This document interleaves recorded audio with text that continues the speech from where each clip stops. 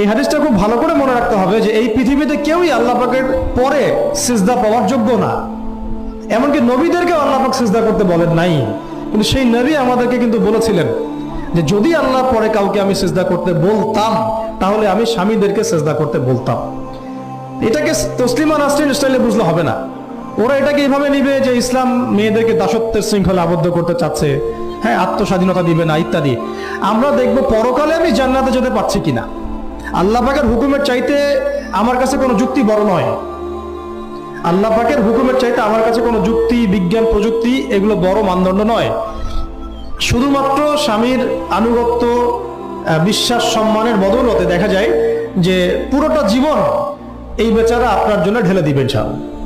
আর এই জায়গায় যদি দেখা যায় ঘাটতি থাকে, তখন কোনো কোনো ক্ষেত্রে ভালোবাসা যথেষ্ট হয়ে ওঠে না। এই হাদিসটা খুব ভালো করে মনে রাখতে হবে যে এই পৃথিবীতে কেউই আল্লাহ পাকের পরে সিজদা পাওয়ার যোগ্য না। এমনকি নবীদেরকেও আল্লাহ পাক সিজদা করতে বলেন নাই, কিন্তু সেই নবী আমাদেরকে কিন্তু বলেছিলেন যে যদি আল্লাহর পরে কাউকে আমি সিজদা করতে বলতাম তাহলে আমি স্বামীদেরকে সিজদা করতে বলতাম। এটাকে তসলিমা নাসরিন স্টাইলে বুঝলে হবে না। ওরা এটাকে এইভাবে নিবে যে ইসলাম মেয়েদেরকে দাসত্বের শৃঙ্খলা আবদ্ধ করতে চাচ্ছে, হ্যাঁ, আত্মস্বাধীনতা দিবে না ইত্যাদি। আমরা দেখবো পরকালে আমি জান্নাতে যেতে পারছি কিনা। আল্লাহ পাকের হুকুমের চাইতে আমার কাছে কোনো যুক্তি বড় নয়। আল্লাহ পাকের হুকুমের চাইতে আমার কাছে কোনো যুক্তি, বিজ্ঞান, প্রযুক্তি এগুলো বড় মানদণ্ড নয়। শুধুমাত্র স্বামীর আনুগত্য, বিশ্বাস, সম্মানের বদৌলতে দেখা যায় যে পুরোটা জীবন এই বেচারা আপনার জন্য ঢেলে দিবে ইনশাআল্লাহ। আর এই জায়গায় যদি দেখা যায় ঘাটতি থাকে, তখন কোনো কোনো ক্ষেত্রে ভালোবাসা যথেষ্ট হয়ে ওঠে না। এই হাদিসটা খুব ভালো করে মনে রাখতে হবে যে এই পৃথিবীতে কেউই আল্লাহ পাকের পরে সিজদা পাওয়ার যোগ্য না। এমনকি নবীদেরকেও আল্লাহ পাক সিজদা করতে বলেন নাই, কিন্তু সেই নবী আমাদেরকে কিন্তু বলেছিলেন যে যদি আল্লাহর পরে কাউকে আমি সিজদা করতে বলতাম তাহলে আমি স্বামীদেরকে সিজদা করতে বলতাম। এটাকে তসলিমা নাসরিন স্টাইলে বুঝলে হবে না। ওরা এটাকে এইভাবে নিবে যে ইসলাম মেয়েদেরকে দাসত্বের শৃঙ্খলা আবদ্ধ করতে চাচ্ছে, হ্যাঁ, আত্মস্বাধীনতা দিবে না ইত্যাদি। আমরা দেখবো পরকালে আমি জান্নাতে যেতে পারছি কিনা।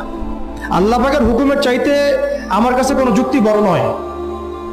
আল্লাহ পাকের হুকুমের চাইতে আমার কাছে এই হাদিসটা খুব ভালো করে মনে রাখতে হবে যে এই পৃথিবীতে কেউই আল্লাহ পাকের পরে সিজদা পাওয়ার যোগ্য না। এমনকি নবীদেরকেও আল্লাহ পাক সিজদা করতে বলেন নাই, কিন্তু সেই নবী আমাদেরকে কিন্তু বলেছিলেন যে যদি আল্লাহর পরে কাউকে আমি সিজদা করতে বলতাম তাহলে আমি স্বামীদেরকে সিজদা করতে বলতাম। এটাকে তসলিমা নাসরিন স্টাইলে বুঝলে হবে না। ওরা এটাকে এইভাবে নিবে যে ইসলাম মেয়েদেরকে দাসত্বের শৃঙ্খলা আবদ্ধ করতে চাচ্ছে, হ্যাঁ, আত্মস্বাধীনতা দিবে না ইত্যাদি। আমরা দেখবো পরকালে আমি জান্নাতে যেতে পারছি কিনা। আল্লাহ পাকের হুকুমের চাইতে আমার কাছে কোনো যুক্তি বড় নয়। আল্লাহ পাকের হুকুমের চাইতে আমার কাছে কোনো যুক্তি, বিজ্ঞান, প্রযুক্তি এগুলো বড় মানদণ্ড নয়।